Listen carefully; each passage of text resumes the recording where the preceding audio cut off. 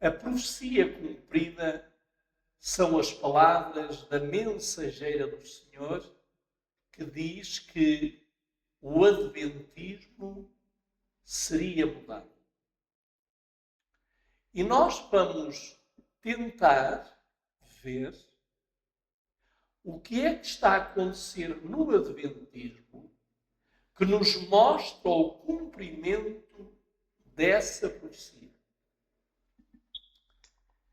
Gostaria de dizer-vos, embora tocássemos um pouco já 2 vezes neste assunto, mas eu quero de uma forma rápida, mas para aqueles que nos estão a acompanhar e que não nos acompanham pelo WhatsApp ou que não nos acompanharam, nós queremos mostrar 3 advertências em momentos diferentes e com pessoas diferentes acerca da grande crise que assolou e que está a assolar o povo de Deus. A primeira grande advertência saiu do homem mais manso que existiu sobre a terra. E sabem que, às vezes, alguém manso ter que falar coisas duras, isso implica, muitas vezes, sofrimento para essa pessoa. Porque a pessoa que é mansa por natureza, ela não gosta de dizer coisas que sabe que vai ferir sensibilidades. Mas então, eu gostaria de vos convidar para o livro de Deuteronômio, capítulo 31, versículo 29 e 30. E estes versos nós vamos passá-los rápidos para não estarmos a alongarmos muito, porque estes versos, os 3 que nós vamos apresentar, todos têm o mesmo objetivo. Uma séria advertência.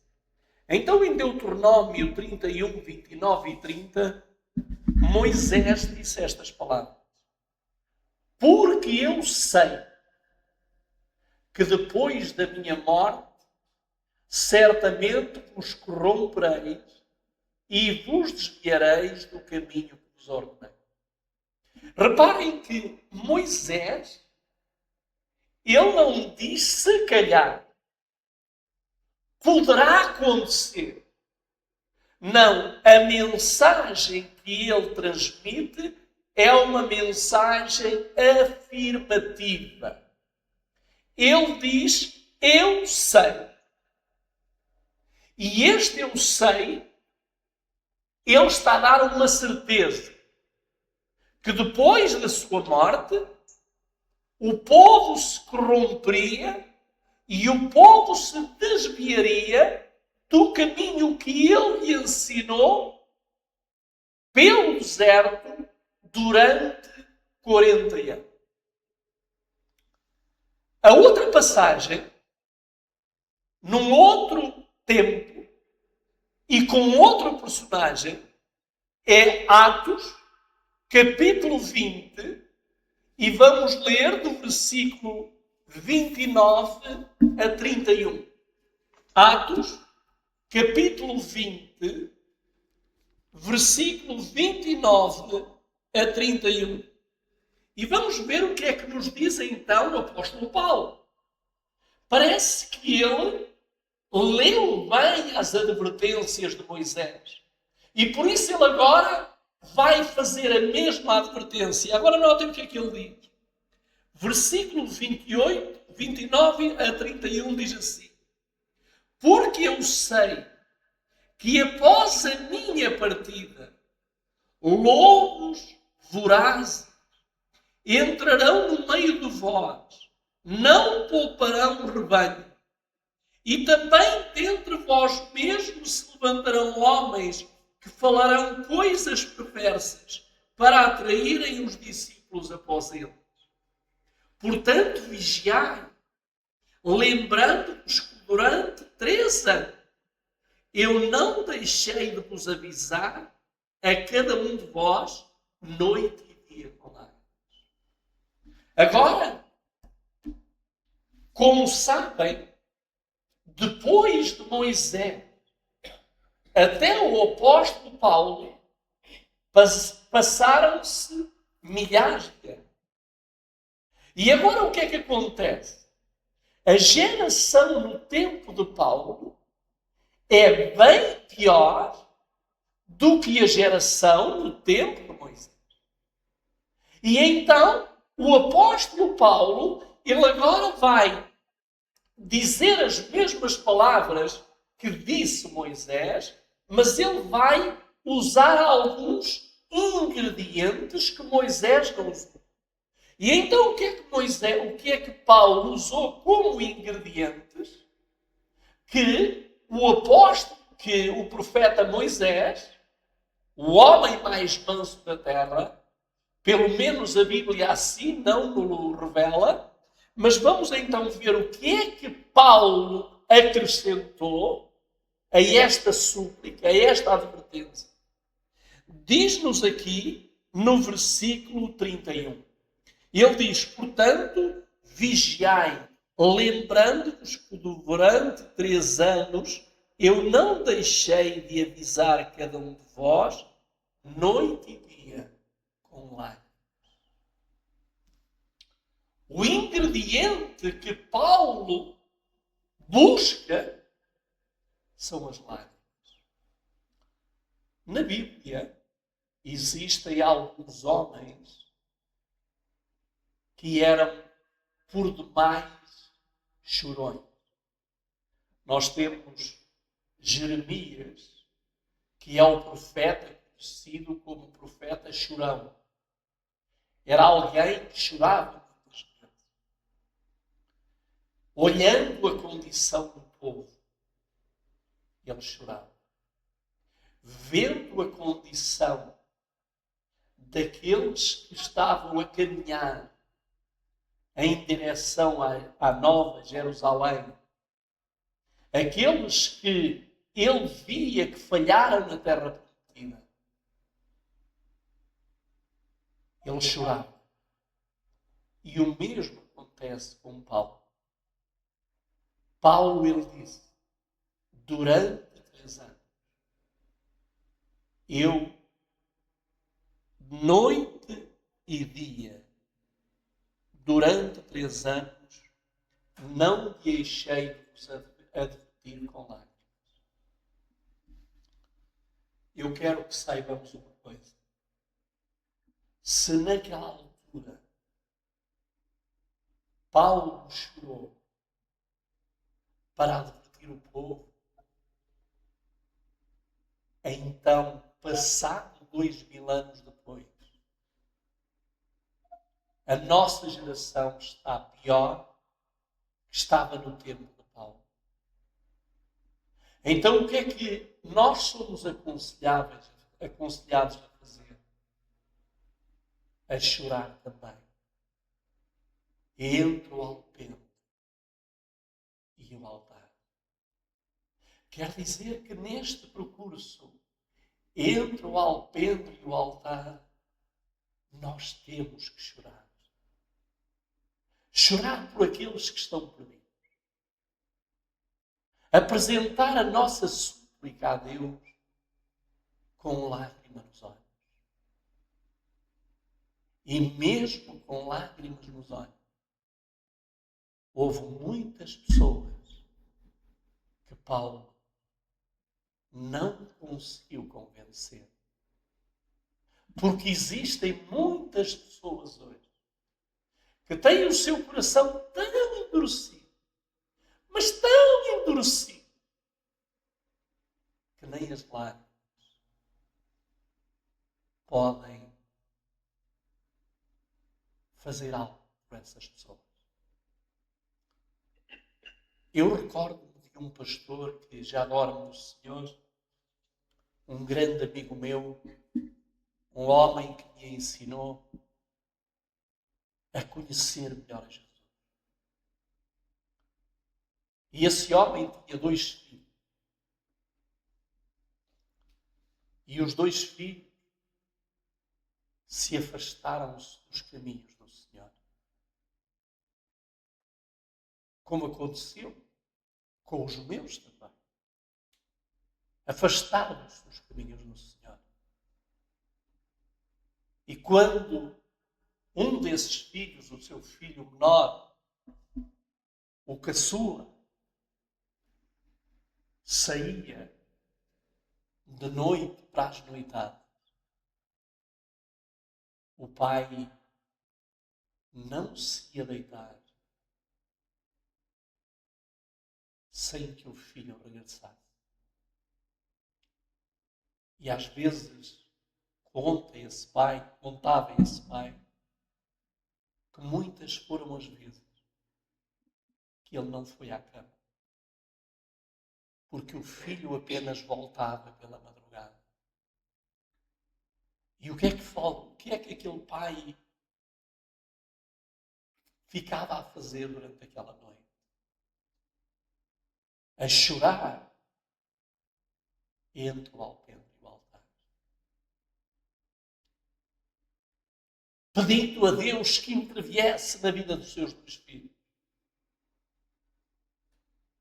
Mas infelizmente, aquele pai dessa sepultura e não viu nenhum deles convertido a Deus. E inclusive a própria mãe, a esposa dele. Porque muitas vezes as mães são culpadas de muitas coisas que os filhos fazem ou passaram a fazer. Elas muitas vezes encobrem aos pais que têm mais autoridade. E isso é a pior coisa que pode acontecer. Uma mãe encobrir um filho pelas coisas más que ele faz.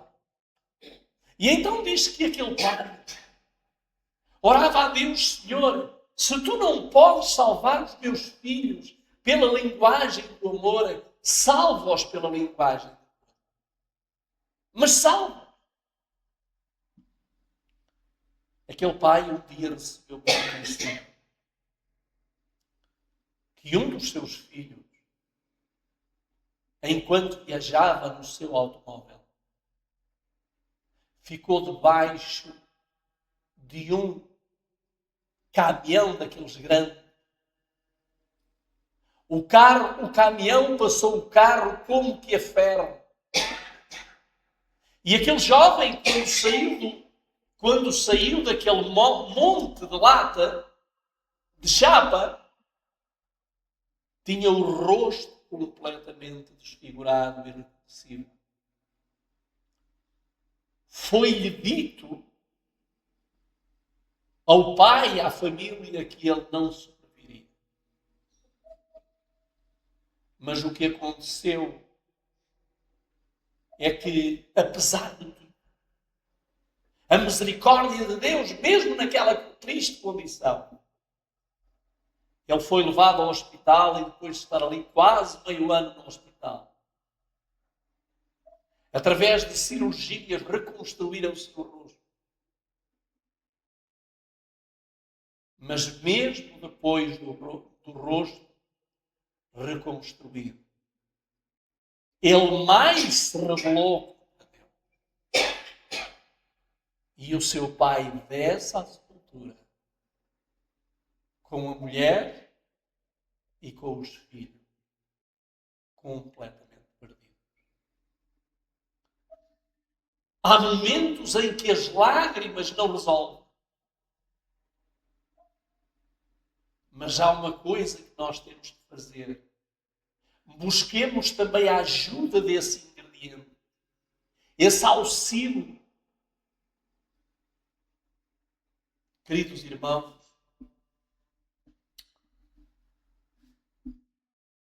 a outra pessoa que também falou as mesmas coisas que Moisés e o apóstolo Paulo foi a mensageira do Senhor, Ellen White. E ela, no dia 3 de abril de 1915, quase muito próximo da sua partida, ela disse assim das palavras: digo-vos agora que quando eu for sepultado, grandes mudanças ocorrerão. Queridos amigos, nós não vivemos no tempo de Moisés e muito menos vivemos no tempo de Paulo. Mas nós estamos a viver no tempo em que os livros e os mensageiros da mensageira estão chegando até nós. Moisés advertiu. A tragédia veio. Paulo advertiu. A tragédia veio. E costuma-se dizer que não há duas sem três. Então o que é que aconteceu? Aquilo que a mensageira do Senhor também profetizou, tal como os outros dois profetizaram que a antecederam, nós iremos ver nesta série,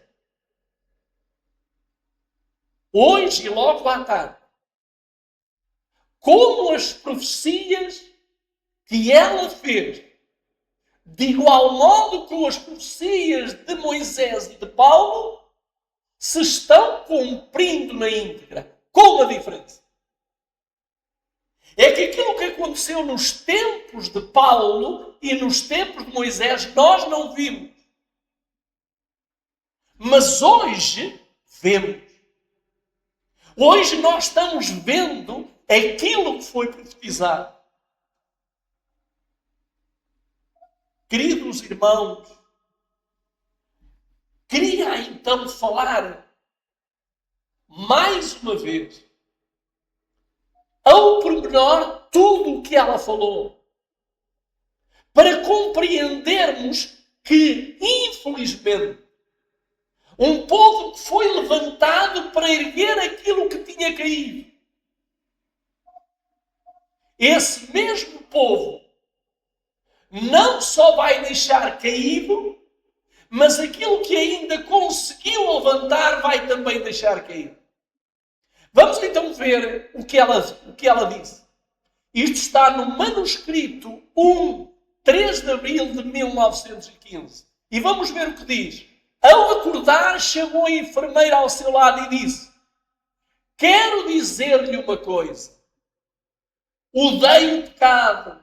Odeio o pecado. Odeio o pecado. Fui encarregada de dizer ao nosso povo que alguns não se apercebem que o diabo tem um ardil atrás de outro e que os executa de formas que eles não esperam. Os agentes de Satanás inventarão maneiras de transformar santos em pecadores. Digo-vos agora que quando eu for sepultada, grandes mudanças ocorrerão. Não sei quando serei levada. E desejo alertar a todos contra os artifícios do diabo. Quero que o povo saiba que os alertei plenamente antes da minha morte. Não sei exatamente que mudanças ocorrerão, mas devem estar atentos a todos os pecados imagináveis que Satanás tentará imortalizar. 3 certezas, 3 profetas, 3 mensageiros de Deus, 3 vezes a misericórdia de Deus sendo enviada ao seu povo. E então, Agora, na Mensagens Escolhidas, no volume 1, na página 204 e 205, ela ainda acrescenta mais a este texto.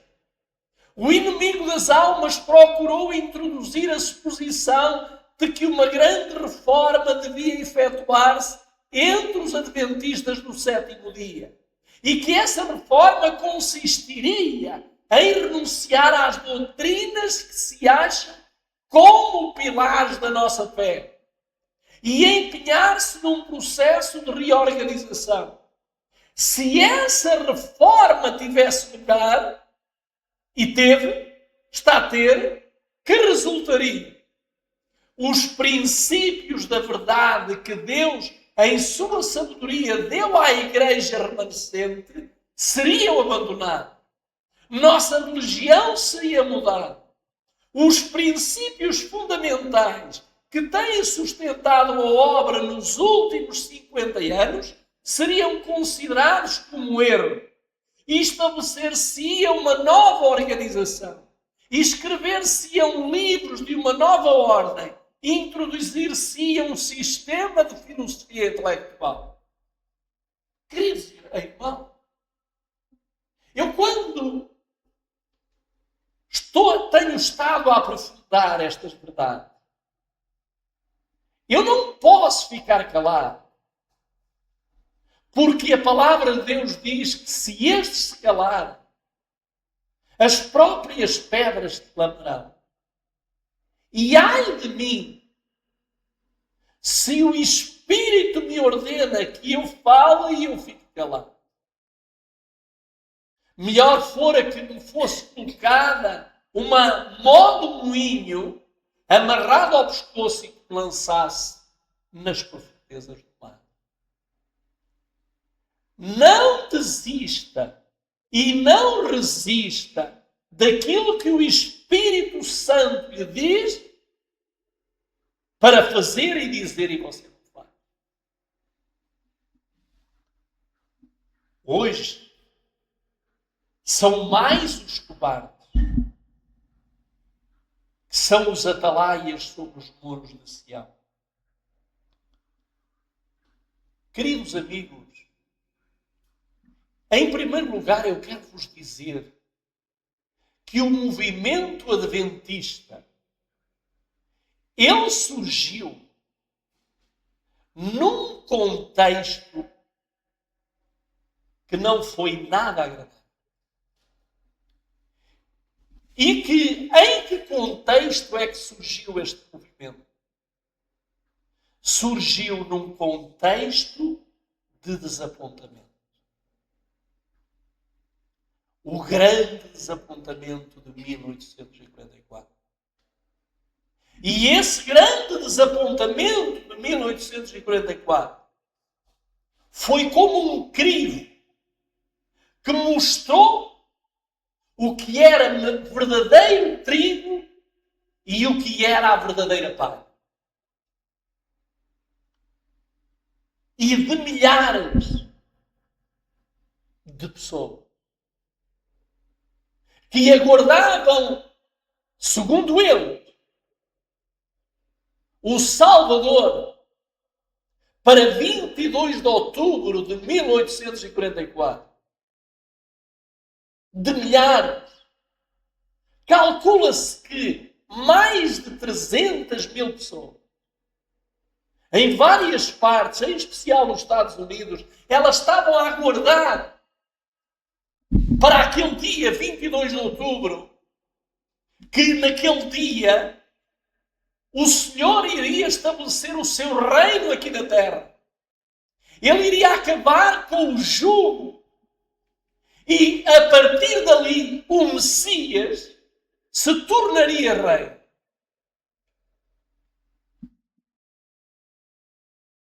O dia passou.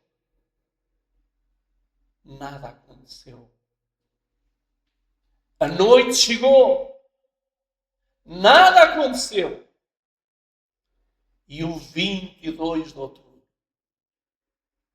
foi o maior desapontamento que aconteceu na história deste mundo. E porquê que houve esse desapontamento? Por duas razões principais. A primeira, para purificar, para separar a palha do trigo, ou o trigo da palha. E a segunda, porque não estudaram a fundo a palavra. Porque se tivessem estudado a fundo a palavra de Deus, saberiam que aquilo nada tinha que ver com a vinda do nosso Salvador à Terra nesse dia, mas que era o início de um novo ministério. Não estamos aqui a condenar de maneira nenhuma os pioneiros, porque se eu estivesse lá seria igual a eles ou pior. Mas a principal razão desse desapontamento foi separar o trigo do joio. E a mensageira do Senhor diz que daquelas multidões, ou daquela grande multidão, 50 pessoas permaneceram. Lágrimas corriam na face. Porque agora esses pregadores estavam frustrados. O que dizer agora ao povo? Eles que tinham tanta certeza que aquele dia seria à volta do rei. O que dizer agora ao povo? E o que é que estas 50 pessoas fizeram? Elas mantiveram-se naquela noite, clamando, chorando diante do Criador. Elas queriam saber o porquê desse desapontamento. E elas aperceberam-se quando começaram a ver as multidões a voltarem para os seus trabalhos. Uns a voltarem para o campo, outros a voltarem para as suas famílias. Tudo isso. Apenas 50, meus irmãos. Qual era o objetivo? Israel tinha fracassado.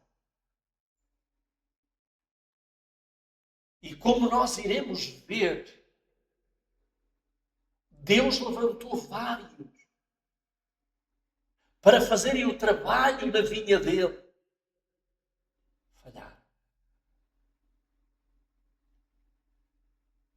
E então, o movimento adventista é um dos 5 trabalhadores da parábola da vinha de Mateus 20. Queridos irmãos, Deus precisava levantar um povo para substituir Israel. A nação santa, a nação eleita. Tentou com a Igreja Apostólica. Mas o próprio Paulo anunciou que depois da sua morte, essa igreja viva iria passar por uma grande crise. E aconteceu. Depois da Igreja Apostólica, Deus agora chama homens de uma forma individual, reformadores. Mas Deus mostrou aos reformadores que depois da sua morte iria acontecer o que havia acontecido com Israel, com a Igreja Apostólica, iria acontecer a mesma coisa. E agora o Senhor vai pela quarta tentativa, vai buscar os quarto grupo de trabalhadores. Um movimento. E agora, Deus entregou nas suas mãos, como iremos ver mais tarde, todos os meios. Levantou uma mulher. E aquela mulher também disse, depois da minha partida vai ser fatal. Queridos irmãos, qual era a missão para este movimento? Apocalipse, capítulo 10, versículo 8 a 11, vamos ver qual era a missão. Apocalipse 10, versículo 8 a 11, vamos ver o que nos diz o texto sagrado. E a voz que eu do céu tinha ouvido tornou a falar comigo e disse: vai, toma o livrinho aberto da mão do anjo que está em pé sobre o mar e sobre a terra. E fui ao anjo, dizendo-lhe: dá-me o livrinho. E ele disse: toma-o e come-o. E ele ficará amargo no teu ventre, mas na tua boca será doce como mel. E tomei o livrinho da mão do anjo e comi-o. E na minha boca era doce como mel, e havendo comido o meu ventre ficou amargo. Ele disse: importa que profetizes outra vez a muitos povos e nações e línguas. Queridos amigos, quem não se apercebeu foi porque não estudou assim. Porque aqui estava profetizado o desapontamento. E o que é que aconteceu depois do desapontamento? Foi dito: importa que profetize outra vez. Então qual é a mensagem que tem que ser profetizada, que tem que ser pregada, que tem que ser anunciada?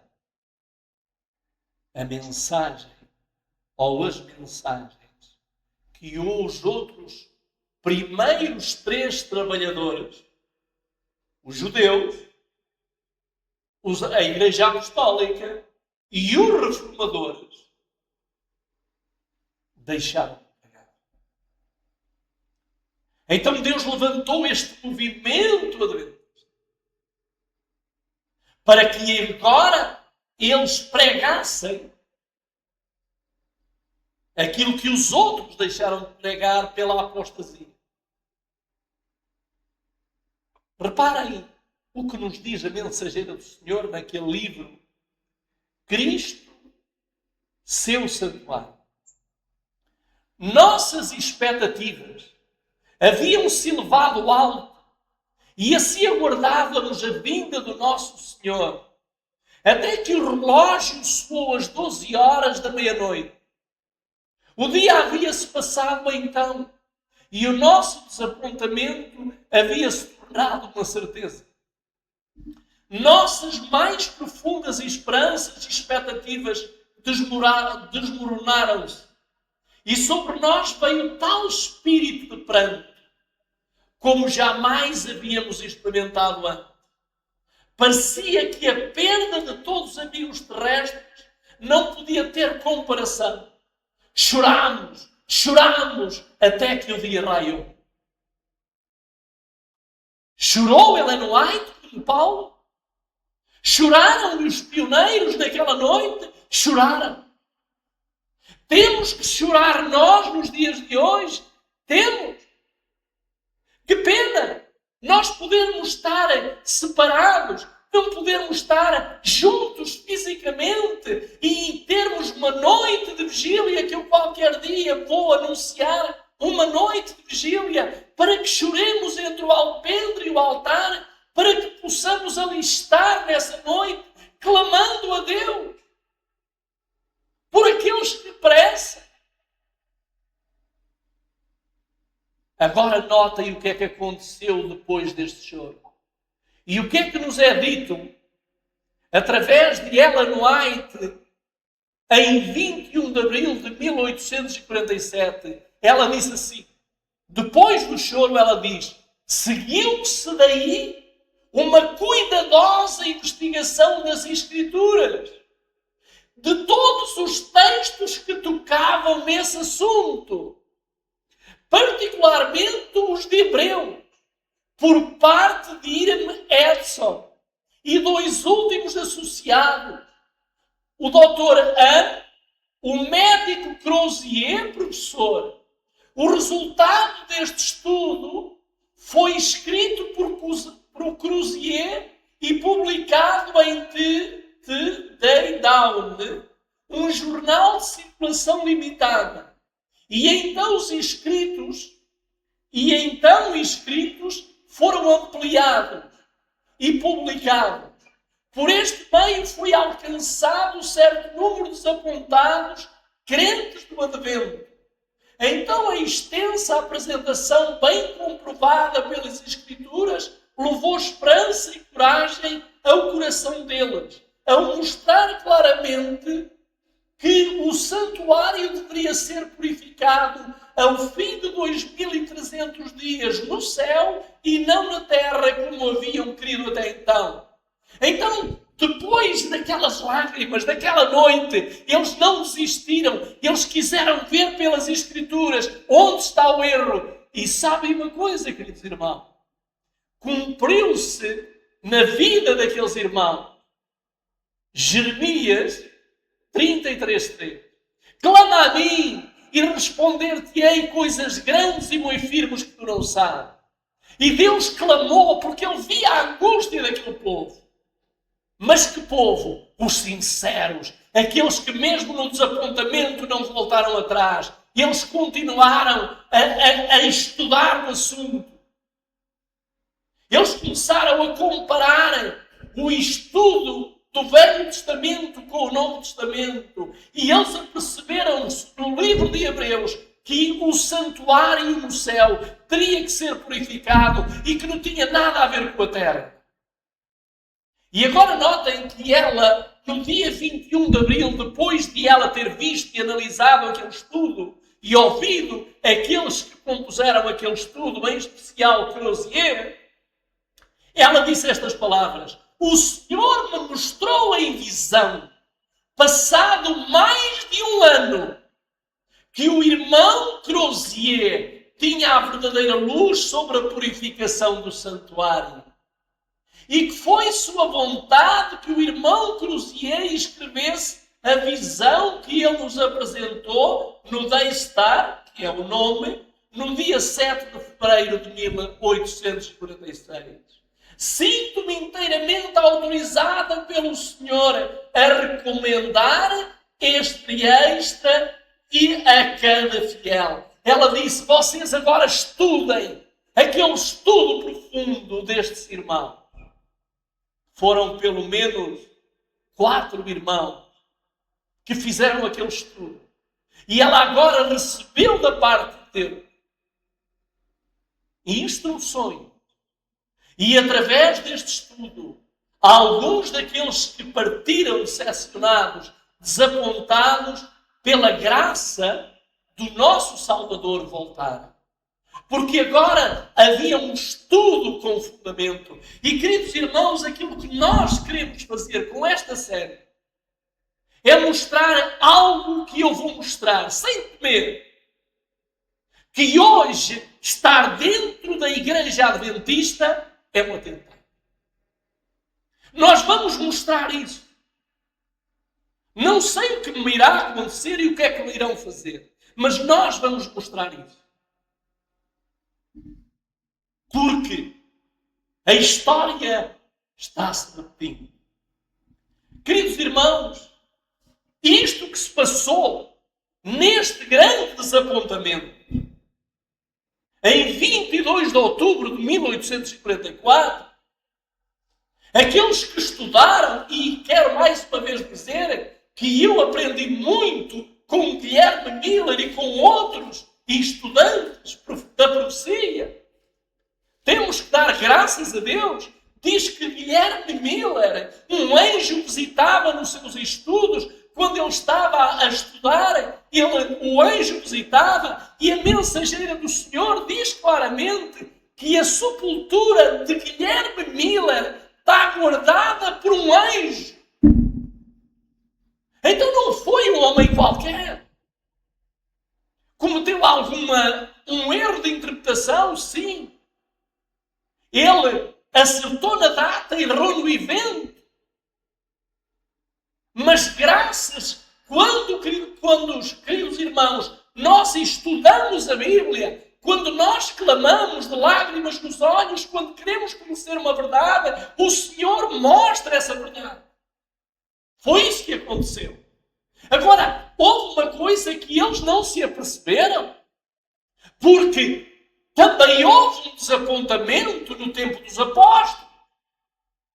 E vamos ver, semelhante ao desapontamento de 22 de outubro de 1844. Na Igreja Apostólica houve um desapontamento. Vamos então ver esse desapontamento. No capítulo 24 de Lucas. Lucas 24. Vamos ver o que é que nos é dito. Se a irmã Elsa quiser ler, 24, versículo 21 e 22. Lucas 24, 21 e 22. Isso.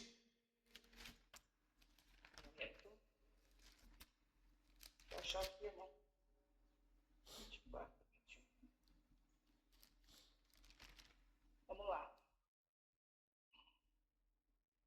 Mas nós esperávamos que fosse ele quem havia de redimir Israel. E todavia, além do mais, já é hoje o terceiro dia desde que essas coisas aconteceram. Sim, também algumas mulheres da nossa companhia nos surpreenderam, as quais de madrugadas foram ao sepulcro. E não achando seu corpo, elas vieram dizendo que também haviam tido uma visão de anjos que diziam que ele estava vivo. Muito bem. Ficaram desapontados? Sim. Apesar de Deus lhes enviar mulheres para os aliviar do desapontamento. Toda a gente ficou desiludida quando viram aqueles que eles pensavam que iria ser rei, que iria acabar com o jugo romano, aqueles que pensavam que ele ia verdadeiramente livrar todo aquele povo da escravidão de Roma. Mas agora ele está no alto da cruz. Ele é levado para a sepultura. E a desilusão, o grande desapontamento, é demonstrado também na vida destes discípulos de Emaús. Nós esperávamos que fosse ele, que acabasse com isto tudo. Eles esperavam, eles viam o Salvador como alguém que viria como guerreiro, que viria com espada, que viria com lança. E agora, em vez de vir como guerreiro, ele é cravado com a lança, ele é pregado no Calvário. Desilusão e desilusão. Voltaram para casa, acreditando que ele era mais um impostor. Tudo porque não estudaram as Escrituras. Hoje nós só nos decepcionamos com Deus. E só nos decepcionamos com o que está a acontecer.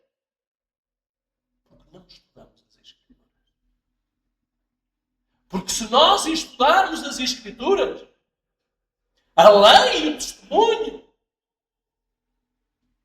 nós, pelo auxílio do Espírito Santo, sentiremos tristeza e dor na alma. Claro que sim. Mas isso não nos deve desmotivar. Não nos deve abalar. Agora vejam, quando eles estavam a regressar a casa, o próprio Senhor se aproximou deles. E vamos ver o que ele fez. Versículo 27 diz, 25, 26 e 27 diz assim: então ele lhes disse: ó tolos e tardos de coração, para crerdes em tudo o que os profetas falaram. Não convinha que o Cristo sofresse estas coisas e entrasse na sua glória? E começando por Moisés e por todos os profetas, explicou-lhe em todas as Escrituras as coisas a seu respeito. Queridos irmãos, nós estamos no tempo de estudar Moisés e os profetas. A lei. E agora o Senhor vai lhe mostrar, não numa atitude condenatória, não, porque ali estava ele para os resgatar. Como resgatou? Mas ele agora, o que é que ele vai apresentar? A Escritura. E vai-lhe mostrar que tudo o que ele percorreu até ao Calvário estava escrito que assim seria. Há uma coisa que nós ignoramos e que eles também ignoraram. O que é que eles ignoraram? Eles ignoraram Isaías 53, disse que como uma ovelha seria levada ao matador. Eles ignoraram o Salmo 22, que o Salmo 22 disse que o seu corpo não seria deixado no ar, nem entraria em corrupção. Eles ignoraram Daniel 9:26. E o que é que disse? O que é que diz 9:26? Fala-nos que ao fim de uma semana, ao fim da meia semana, ele seria tirado. Queridos amigos, porquê é que nós hoje estamos nesta luta? É porque nós não estudamos as Escrituras. Estamos à espera que outros estudem por nós. Nós temos que pedir a Deus sabedoria e temos que ter tempo para Deus. Sabem porquê? Porque aqueles que Deus está, na sua infinita misericórdia, levantar para nos explicar algumas coisas, em breve eles serão tirados. Em breve eles serão levados. Homens como, por exemplo, aquele nosso querido irmão que está a fazer um grande trabalho nos Estados Unidos da América, o Andreas Henrique, Marco Poço e muitos outros.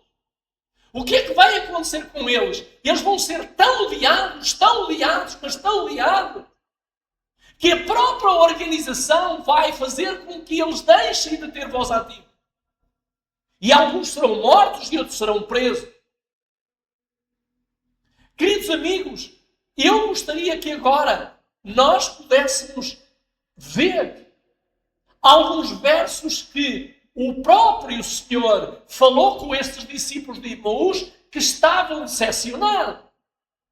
Vamos ver o que é que ele diz no versículo 44 do capítulo 20, Lucas 24, versículo 44 e 45. O que é que diz o 44 e 45?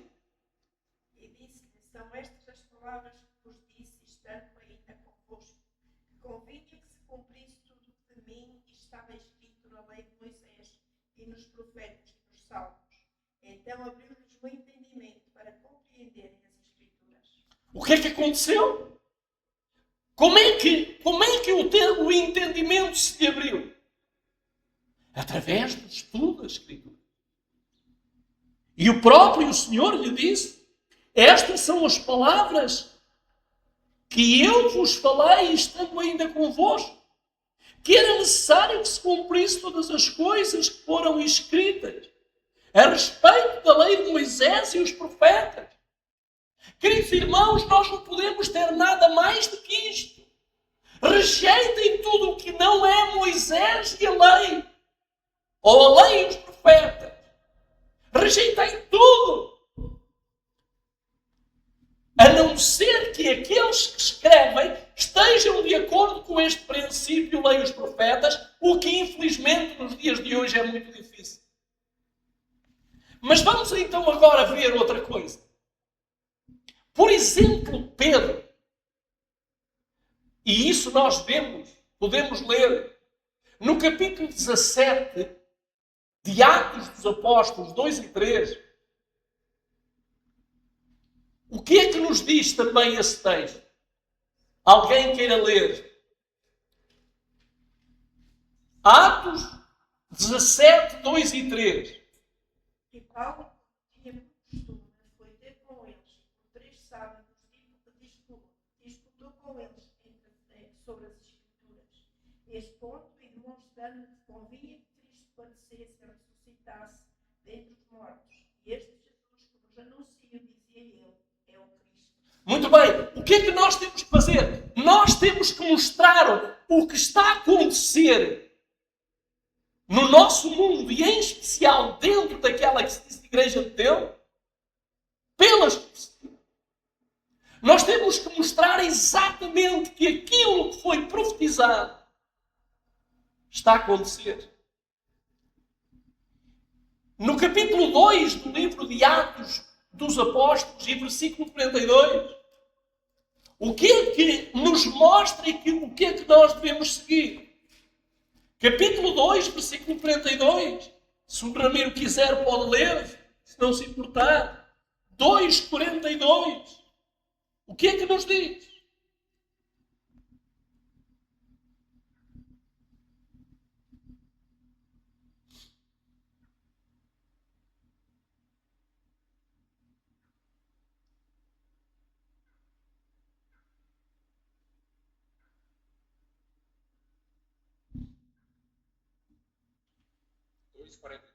(2:42). 2:42. Eles perseveravam no ensino dos apóstolos e na comunhão, no partir do pão e nas orações. Muito bem. Em que é que eles perseveravam? Nos ensinos dos apóstolos. Em que é que nós temos que perseverar? Nos ensinos dos apóstolos. E onde é que nós encontramos isso? Na Escritura. Queridos irmãos, qual é o problema hoje? É porque não se persevera na doutrina dos apóstolos. Agora eu quero vos mostrar ainda outra coisa. Vamos para o livro de Atos, no capítulo 15. E vamos ver o que é que nos diz Atos 15, 28 e 29. Atos 15, 28 e 29. Diz-nos assim o texto: porque pareceu bem ao Espírito Santo e a nós não vos impor mais carga alguma, excepto estas coisas necessárias, que vos abstenhais de alimentos oferecidos aos ídolos, e do sangue das coisas estranguladas, da fornicação, resguardando-vos dos mesmos fareis bem. Que passem bem. O apóstolo diz claramente que até ao Espírito Santo pareceu bem Não acrescentar nada mais do que aquilo que foi dado e que foi deixado pelo nosso Senhor e Salvador, que Ele transmitiu, e hoje nós iremos ver que muitas coisas foram introduzidas que nada têm a ver com a doutrina dos apóstolos. Iremos ver isso nesta série. Agora, queridos irmãos, eu gostaria que nós pudéssemos ainda ler Lucas 24, 44. O que é que nos diz Lucas 24, 44?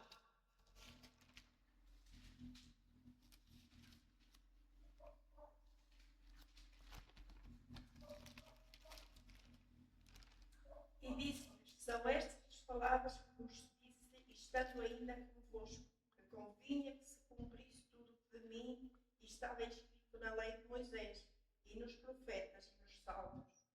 João 5, 39. Reparem que aqui Paulo vai buscar, também acrescenta aqui os salmos. Lei, profetas e salmos. Sabem porquê a importância dos salmos? E nós vamos um dia estudar esse assunto. Sabem porquê é que é introduzido os salmos aqui? Para memorizar a Escritura. Para memorizar, mas era o livro de cânticos do povo de Deus. Então, através do cântico, eles memorizam mais. Exatamente. E nós temos que começar. Eu estou agora a fazer seleção, por acaso recebi agora umas músicas que eu vou partilhar em breve com os irmãos. São músicas vindas do céu. Aquilo é, como é que eu ia dizer, é bom demais para ser ouvido. Agora, nós temos que mudar muita coisa. Ou então, quando nós cantarmos alguns cânticos do inário, a percebermos que há ali coisas que não estão de acordo com a vontade. É verdade que eu já há muito tempo que eu ando para... É um trabalho árduo, muito difícil. E agora espero que estes irmãos me vão ajudar nesse trabalho. Mas já há alguns que já fizeram isso, graças a Deus. Mas agora vamos ler o que é que diz João 5,39, já lemos? Examinai as Escrituras, porque cuidais de ter nelas a vida eterna, e são elas que me testificam. Portanto, examinai as Escrituras. E as Escrituras, como nós sabemos, em Isaías, ele vai resumi-las em dois: a lei e o testemunho. Se eles não falarem segundo esta lei, nunca haverá lei alguma. Agora, queridos irmãos, nós vamos ter, o tempo passa velozmente, mas eu gostaria que nós pudéssemos ver que aquilo que Paulo anunciou depois da sua morte, vamos ver que algumas doutrinas entraram logo dentro da igreja. Aliás, enquanto Paulo estava vivo, já estavam a ser trabalhadas estas doutrinas para que depois da sua morte elas entrassem. Agora vamos ver algumas doutrinas. Atos 23, 7 e 8. Vamos ver algumas doutrinas. Diz assim: e havendo dito isto, houve dissensão entre os fariseus e os saduceus, e a multidão se dividiu. Os saduceus dizem que não há ressurreição, nem anjo, nem espírito. Mas os fariseus reconhecem uma outra coisa. Ou seja, dentro daquele grupo de pessoas, dentro daquela igreja, havia divisão. E então o que é que os saduceus não acreditavam? Que havia ressurreição. Nem acreditavam em anjo nem em espírito. E isto começou a criar uma confusão na mente. E nós vamos ver que hoje está a acontecer a mesma coisa dentro da igreja que se diz adventista, e que de adventista hoje só tem nem nome, até já estão a mudar o nome, felizmente. Porque nós vamos ver que hoje há duas vertentes dentro da Igreja Adventista. E duas vertentes que pensam na mesma coisa com opinião diferente. E o que é que está a acontecer ao povo? Confuso. O povo não sabe para que lado há de ir, porque são pessoas intelectuais, são pessoas sábias, quer de um lado, quer do outro.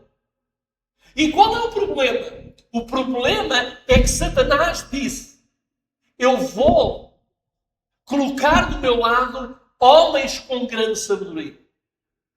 Vou capacitá-lo. Porque eles assim vão apresentar ao povo coisas que não são verdade. E o povo, como os admira, eles vão aceitar essas mentiras como sendo verdade. Agora, vamos ver o que é que diz 1 aos Coríntios 15, 29.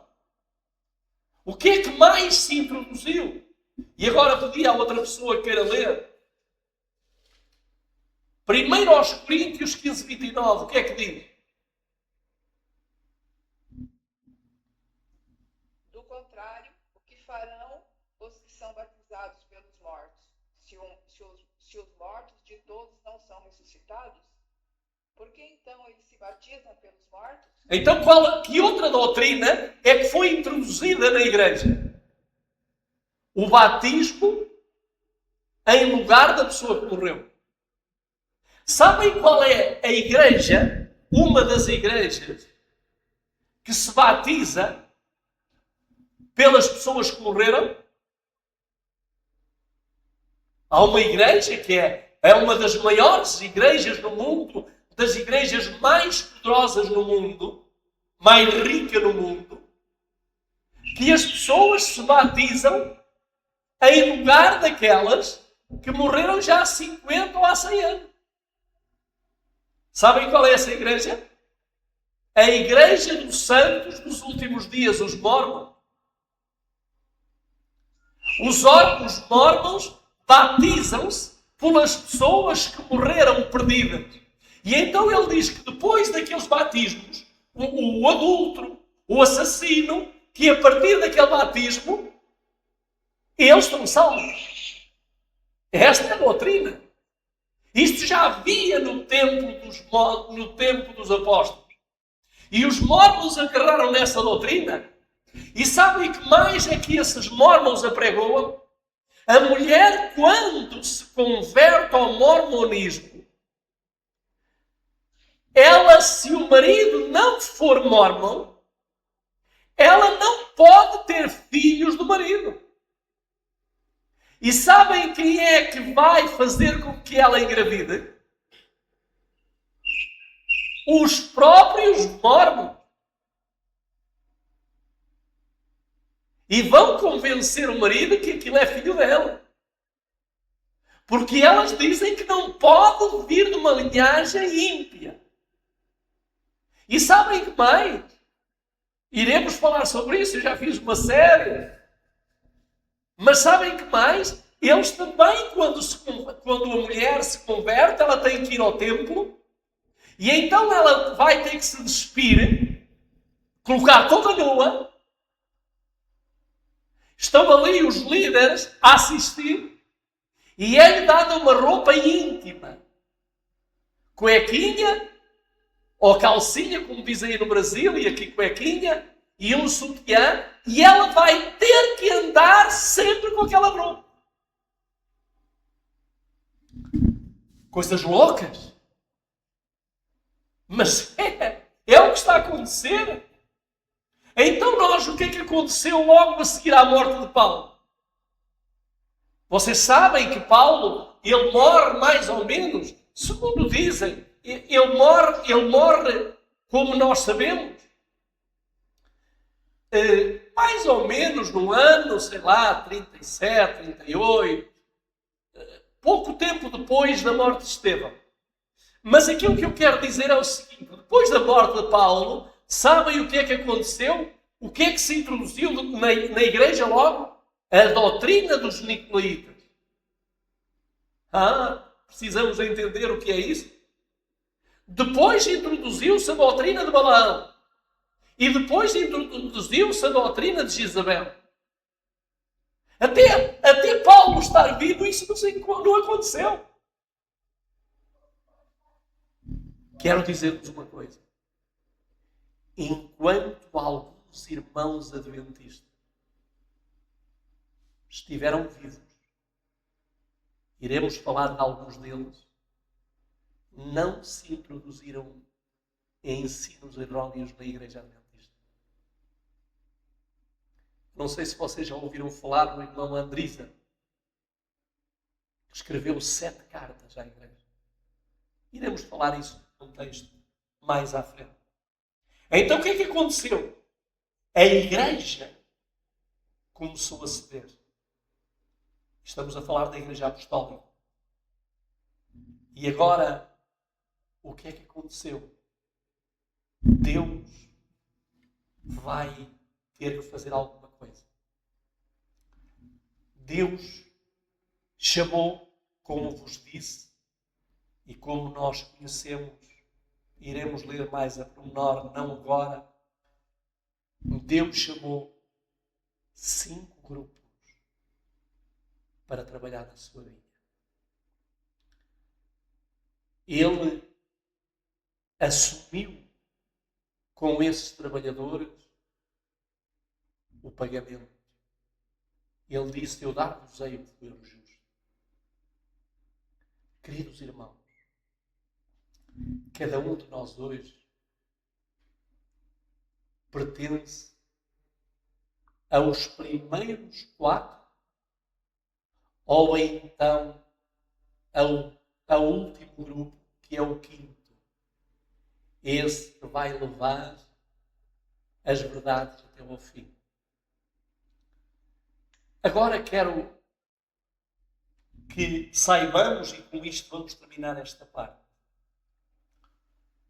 Queridos irmãos, o que é que Deus entregou a Israel e entregou a todos os outros trabalhadores, à Igreja Apostólica, aos reformadores, aos adventistas? O que é que ele entregou e que eles não cuidaram?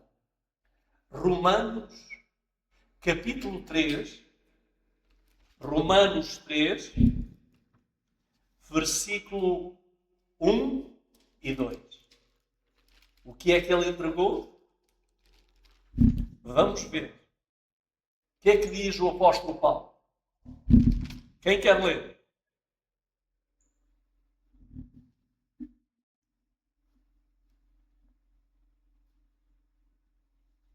Qual é, pois, a vantagem do judeu? Ou qual a utilidade da circuncisão? Muita, muita, sob todos os aspectos, principalmente porque aos judeus foram confiados oráculos de Deus.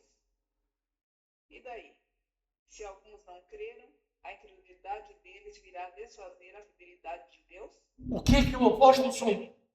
Isso, até ao versículo 3. O que é que o apóstolo São Paulo está aqui a dizer? Ele está aqui a dizer: que vantagem então tem o judeu? Qual é a vantagem que o judeu tem sobre nós? Ou que teve? Qual é a vantagem que ele teve sobre nós? O que é que diz? Foram-lhe confiados o quê? Os oráculos do Senhor. Foi o primeiro povo na terra a quem Deus deu a lei e o testemunho. E vocês sabem que isso é uma grande responsabilidade. Eles podem se gabar disso e dizerem: nós fomos o povo que recebemos a lei. Agora vejam o que é que está a acontecer em Israel a esse povo que recebeu a lei. Vejam o que está a acontecer. A tragédia. E o que é que Deus lhe entregou? Lucas 16, 29 a 31. Vamos ver o que é que lhe aconteceu. O que é que Deus lhe entregou? Têm Moisés e os profetas. Ouça. E depois diz, eu não tenho aqui o texto todo, se não ouvem Moisés e os profetas, tampouco acreditam que algum dos mortos ressuscite. Agora notem aqui uma coisa, queridos irmãos. Se eu posso me salvar através de milagres, eu posso me salvar através de milagres? Olá, meus irmãos, bem-vindo. Então, Samuel, o que nós estamos aqui a ver é que diz claramente: têm Moisés e os profetas. Ouçam, se não ouvem Moisés e os profetas, não há forma de se converterem. Agora eu faço uma pergunta. Hoje na Igreja Adventista estão a ouvir Moisés e os profetas? Estão a seguir Moisés e os profetas? Não!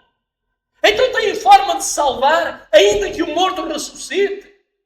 Não! Vamos ver o que nos diz Deuteronômio 4.1. Deuteronômio 4.1.